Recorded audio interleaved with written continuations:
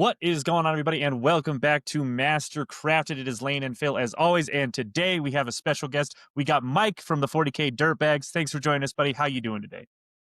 I'm doing great. Thanks for having me on, guys. Hell yeah! What are we talking about today, Phil? We've teased it a little bit. What are we Yeah. finally getting to? Yeah. So we had a whole video talking about different game plans, and we asked the question to our viewers. We were like, hey, is there value going into more in depth into what these game plans look like? And it was a resounding yes. The majority of you wanted to hear about the different game plans, how to develop those game plans, and what players need to be thinking about as they're walking up to the table. So please stick with us. There's going to be a lot of information here. We have three experts, two and a half. I'm like half an expert on 40K that can definitely tell you about different types of game plans and how their army executes it. And we're going to start with the first one, which is a trading game plan. And you're going to see as we talk about all of this stuff that each of us can do a trading game plan differently. So if you hear people talk about, oh, only certain armies can do a trading game plan or anything like that, no. It's depending on the matchup. It's depending on the board. It's depending on the mission. It's depending on the players. It depends on my detachment and my army. I play a lot of diverse armies. Each one of them, in their own way, can do a trading game plan.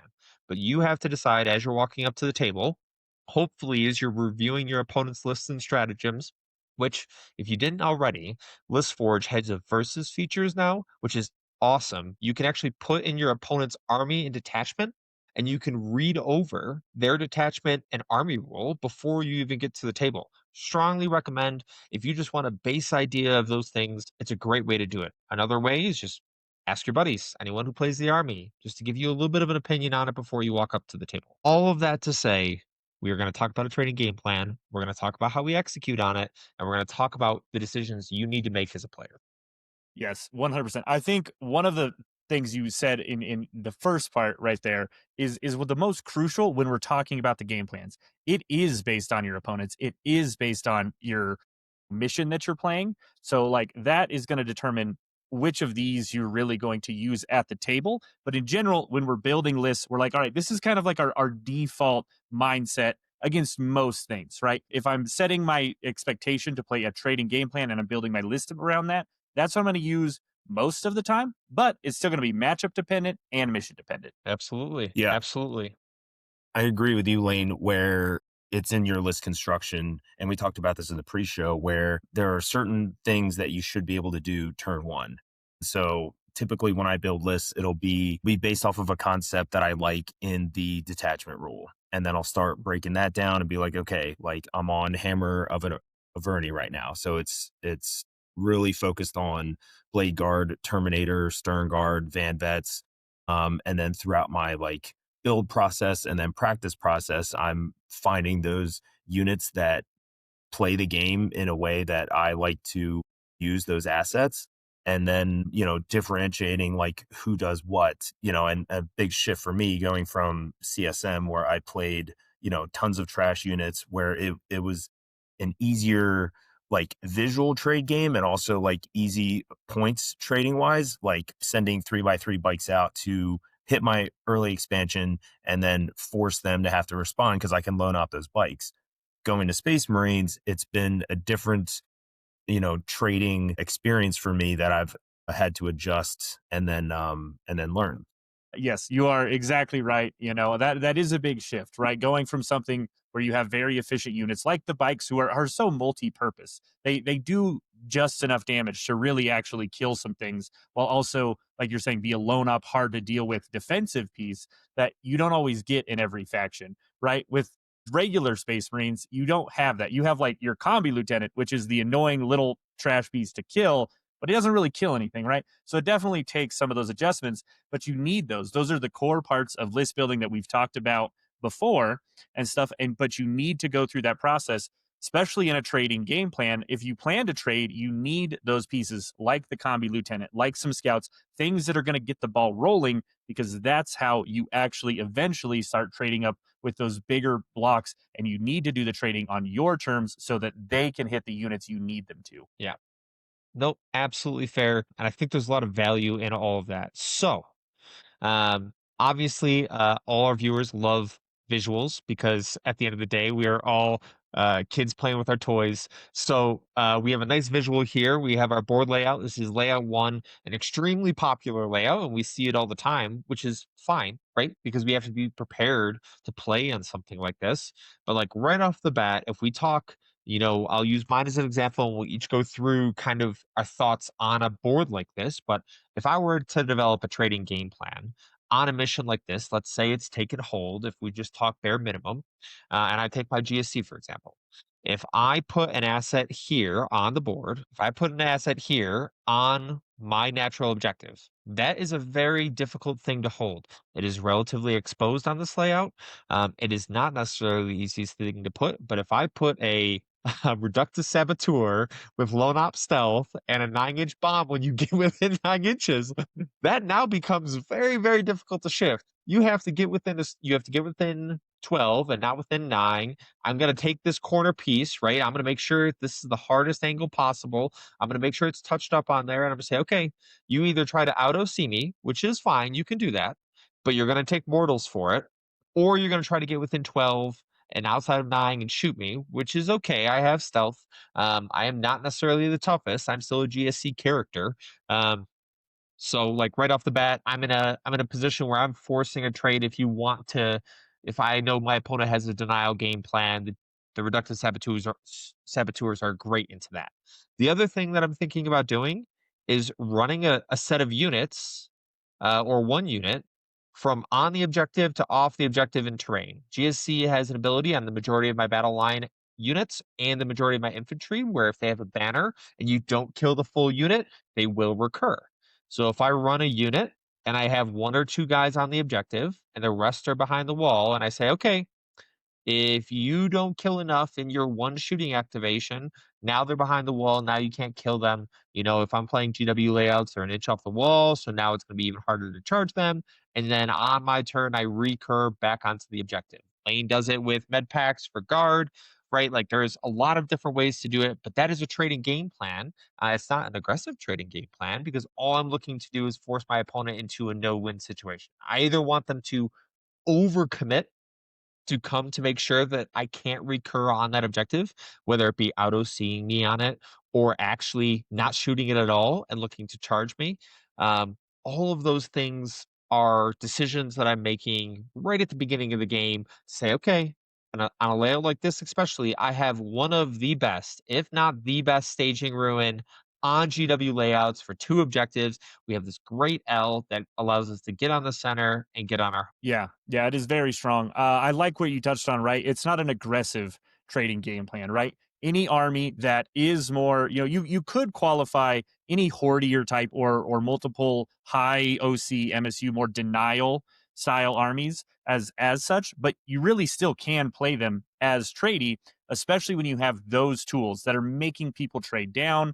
You are really just trying to force them to come out. You don't even have to have a ton of tools. I, as a guard player, have 4 guard units because that is my plan. I want to play a trade game. I'm going to make you trade down just enough that by the time we get to round 3, you are going to have traded all your small units away. I have 1 or 2 left. And when you are trading those final couple units, you are having to trade down. And then I get to still just trade across pretty evenly with my tanks and Bulgrin and just really force it on you to make bad trades versus my good trades. I think another kind of the second part you said was good, where you're setting up that essential trap, and it's going to take something more than someone wants to engage with, and then you have a counterattack unit, whether it's in melee or shooting down like near your home. Like that's a great line to cover.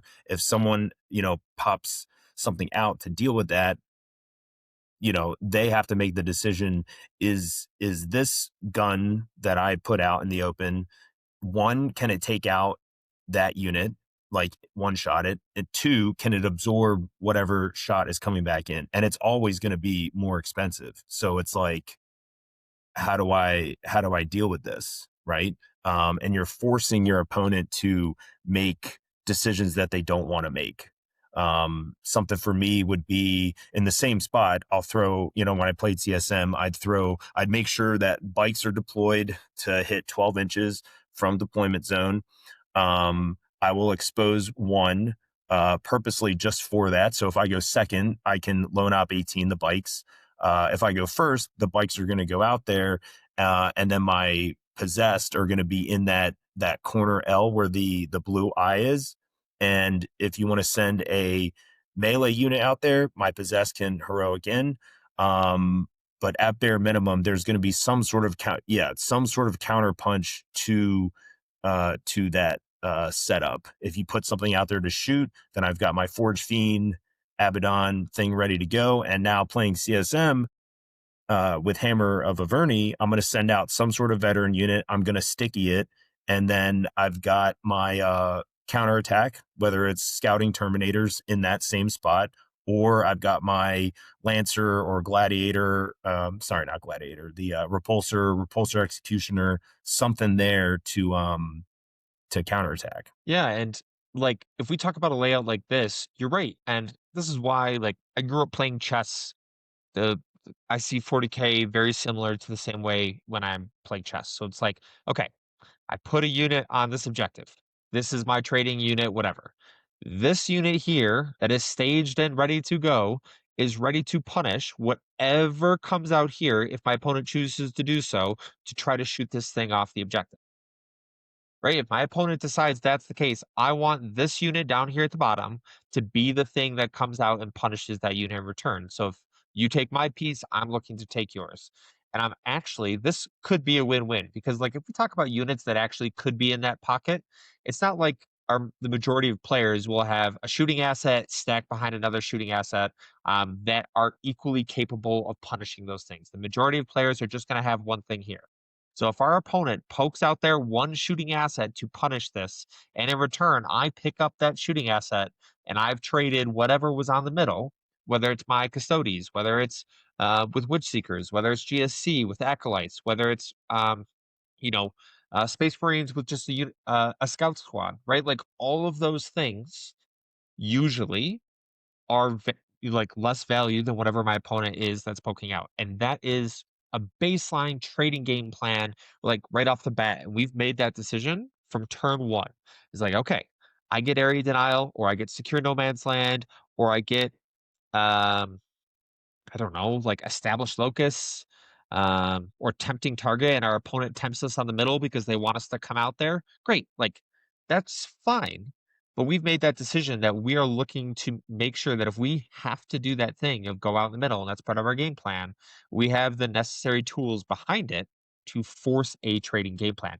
And this is like a very passive trading game plan. There is a high and low of that. So, Lane, when you talk about an aggressive trading game plan, what are the things that are going through your head? So I think one of the best armies, some of the best armies at the really aggressive trading game plan are super fast melee armies in particular. I think they excel at it because when you have the speed, let's say you're running the new Blood Angels detachment, right? You've got just 12-inch moving jump pack infantry at the ass, right? You can be anywhere on the board and really just kind of dictate the tempo of the game based off your speed and your ability to kill things because you are fairly killy, right? That is a very aggressive game plan. And I think one of the best ways to go about that aggressive game plan with all that speed, you really can see where your opponent is lining up, they deploy. You can pick spots on the board and say, okay, I know if we trade here, this has to come back and trade that back, right? And you can be setting up those 3 turns ahead, like Phil likes to do. I don't like thinking that far. I play guard, all right? Phil loves to think ahead. He should play Blood Angels. That's why he plays Death Watch, right? You're always looking for ways to say, all right, we're going to trade here. I know that it will force this response, and I know that I can then put my next asset in a position to punish that, and I'm going to do that 2 to 3 turns in a row, and that's how you aggressively do it, right? You're not passively just saying, "Hey, well, if you do interact, I've got something that's going to mess with you." You're saying, "If you do not trade this, this will just keep moving forward, and the trades will happen farther and farther back in your deployment zone." And that is what, like, I would say is like the pinnacle of the hyper aggressive trading game plan, where you're really just analyzing the game, saying, if I take this, you have to come here, and then I'll be there the next turn to deal with it. What are your thoughts in terms of an aggressive trading game plan? Like, obviously, your CSM can be an aggressive trading game plan. And I would say your Hammer of Averni, that new detachment with all those Terminators, can definitely be an aggressive trading game plan. So, what are your thoughts regarding that? So a great example at Nova. I was playing NIDS with the detachment that has the 6-inch burrow thing, and he's explaining that to Subterranean. me. Yeah, and I was like, okay, like kind of like demons. And he put his lone op dude like pretty aggressively. The lone op fights first guy, he put Yep, him Lictor. like, yeah, he put it like right in front of my natural behind the wall.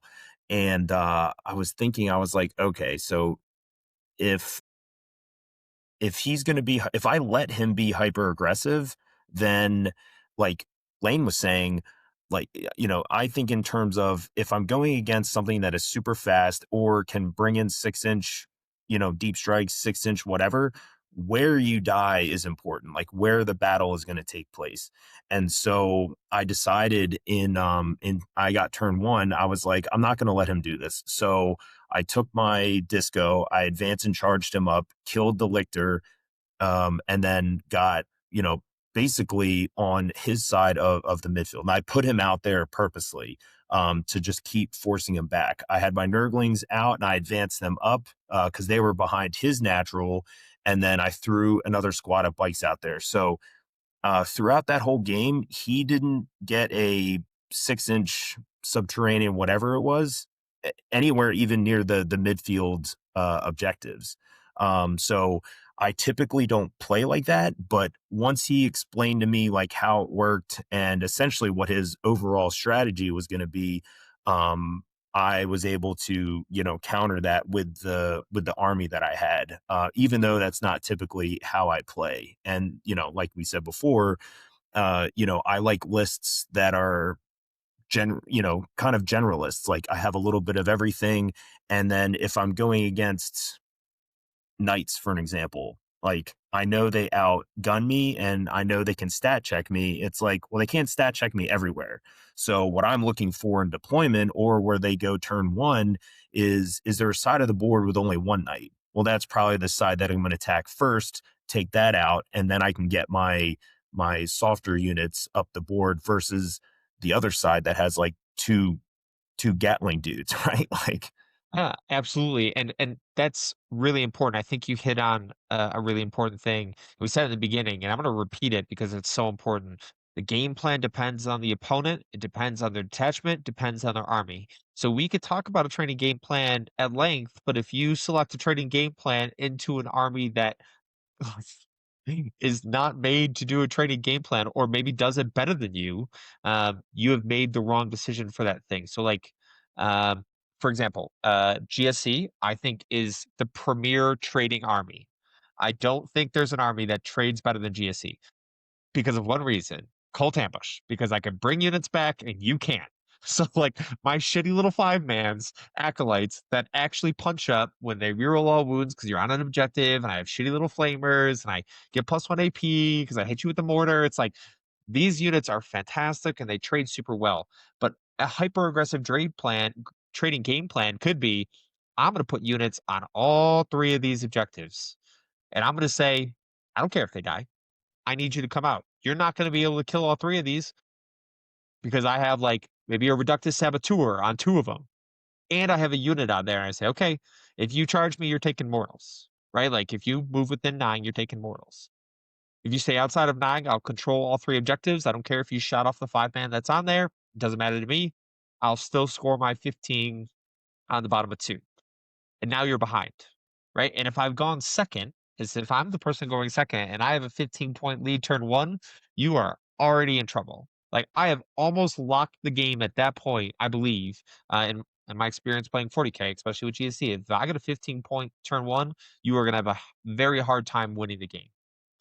It's going to be very difficult because on top of bottom of 5 scoring, like that's difficult, right? And that's with Outlander Claw, that's with Host of Ascension. But if we talk about my Biosanctic list, right, I'm actually having combat in your deployment zone turn one if I go first.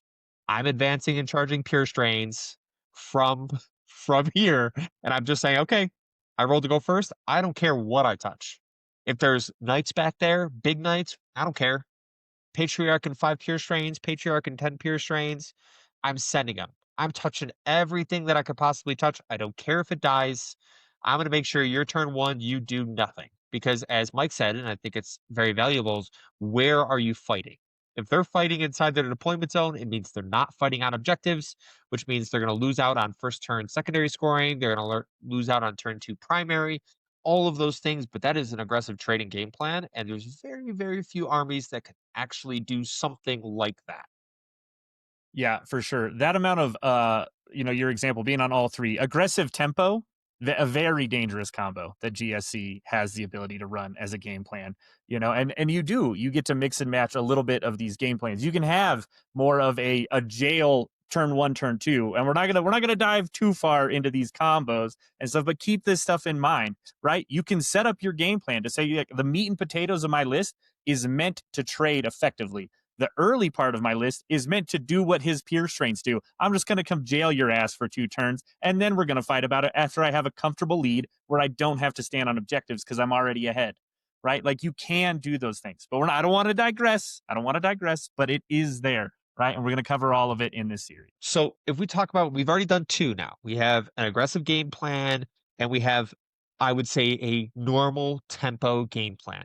And each one of those things is different. So we're just going to run through some thoughts and ideas for some of the armies.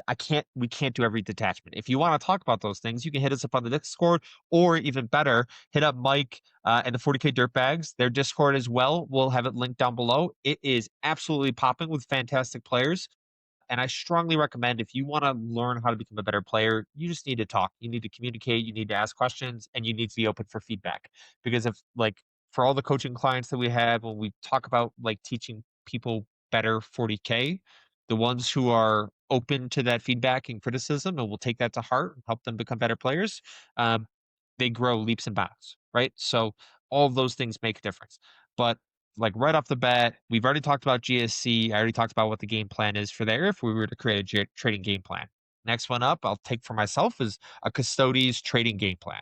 Now, you may say, hey, Phil, majority of Custodes lists have like 9 to 10 units. How do they do a trading game plan? Because you just said GSC does it best. It's very straightforward, right?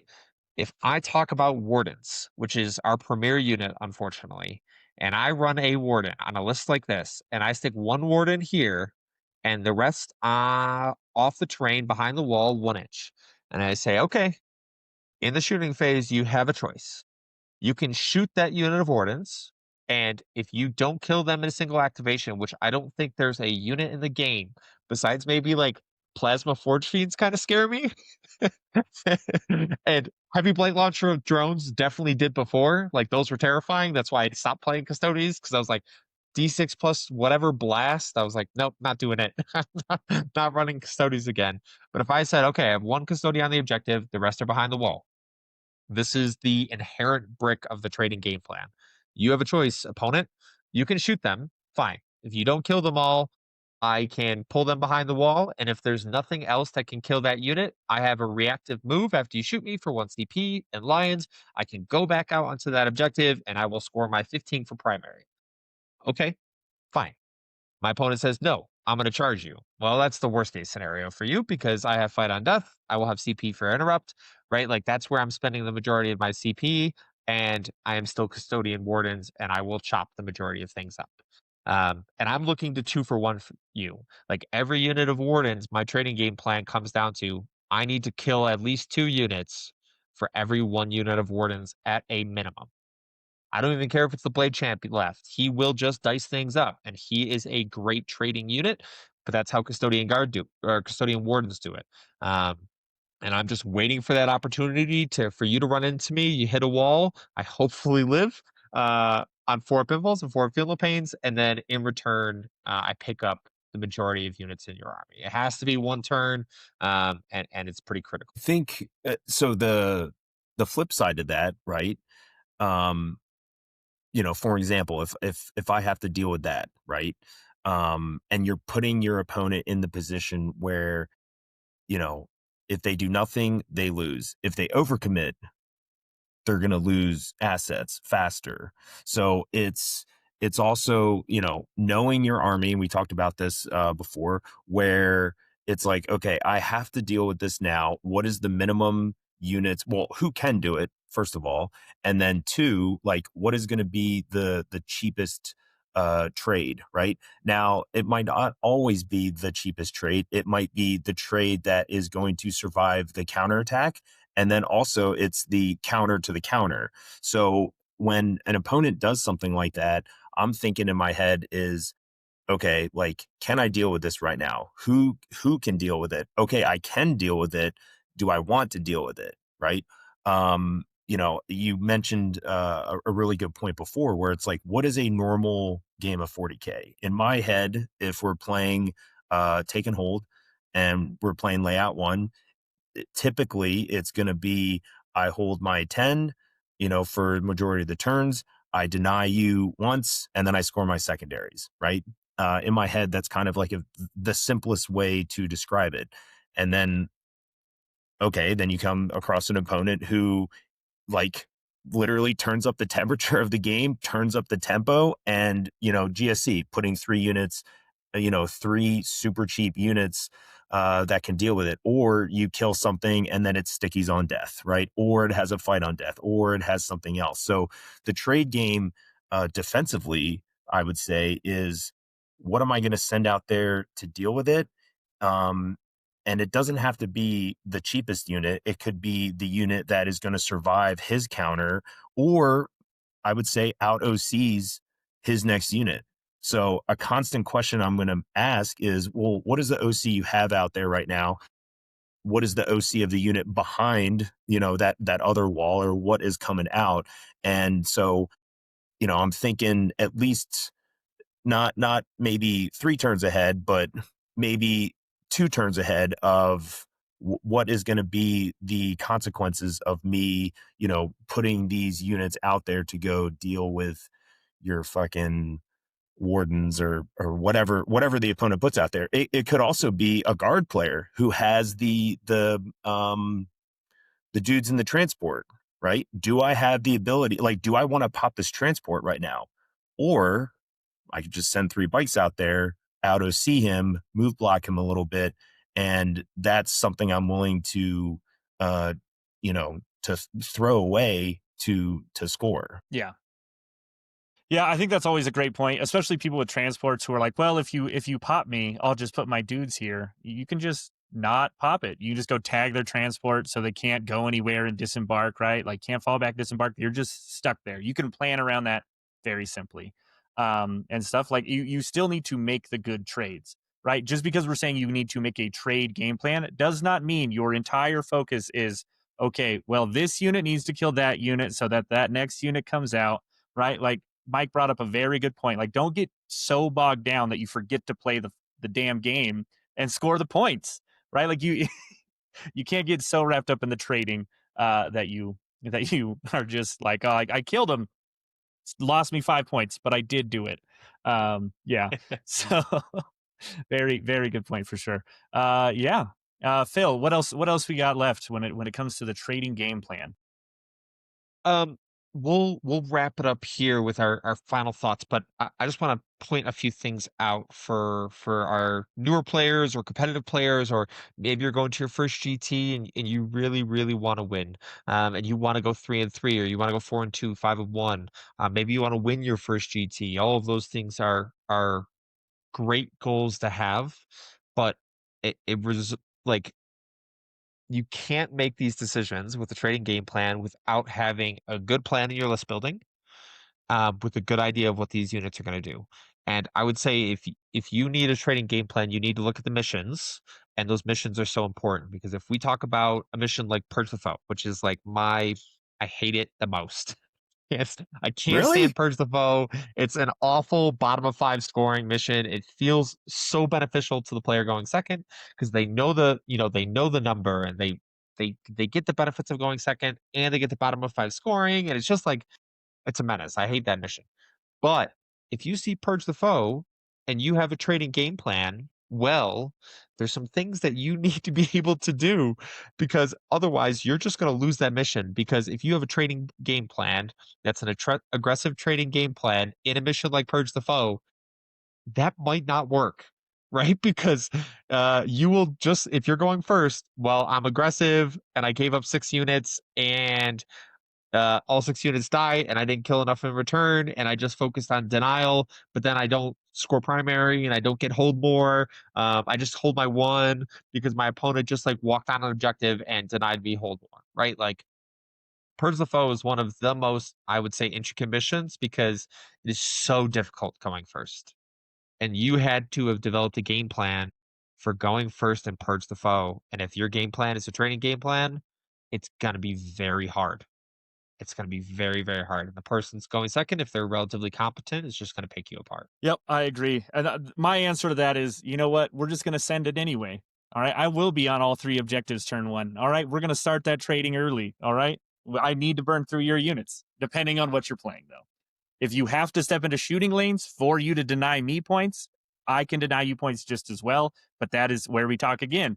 What is your list? What is their list? Then you can actually talk about, what's the mission and how you can go about actively, using one of these game plans. Yeah, they're you said it really well, where okay, I have a concept for my list, I have an idea of how I want to play the game, but then it's like, well, what are the missions? And I would say this edition has been, do you understand Purge the Foe? Right, like you don't need to be on two objectives if my opponent is not on two objectives, right? If it's only hold one. And there's a lot of times where I might be stat checked, but the player doesn't really understand how purge works. So they're just throwing units out on objectives when they don't have to. And then whoops, I got kill more, right? On the flip side, right? Having a game plan for terraform. Do you have the units there for if I go first, boom, I'm terraforming all three objectives and I'm turning that up not only in board control, but I'm turning it up in score as well, because now you got to send a dude out there, you got to kill whatever I sent out there, and you need to terraform as well because you get the points for each player's turn, right? Or when ritual was real big in Pariah Nexus, do you understand like these are where I'm going to put my objectives, and all of that goes into success on the table. It's just understanding like what is the game asking me to do? Do I have the ability to do that? And then, well, what's my opponent's capabilities and limitations to respond? Or like, what is their game plan and how do I disrupt that? Probably one of the hardest things to do is determine what your opponent's game plan is, especially for newer players, to look at a list and say, I know what this list is trying to do. And that's where like game experience comes. But not everyone like I would love to say that I probably play more games of 40k than most, and I still struggle with identifying my opponent's game plan because I don't play into every army and I don't have that experience. Thankfully, for a channel like this and all the assets that are out there, when I watch stuff, I pick up enough. But the majority of the time, I rely on my teammates, right? I'm messaging them in Discord and I'm saying, right, like before I get to the table, I add a GT. I'm like, hey, I have never seen this before. Please tell me what I'm walking into right now.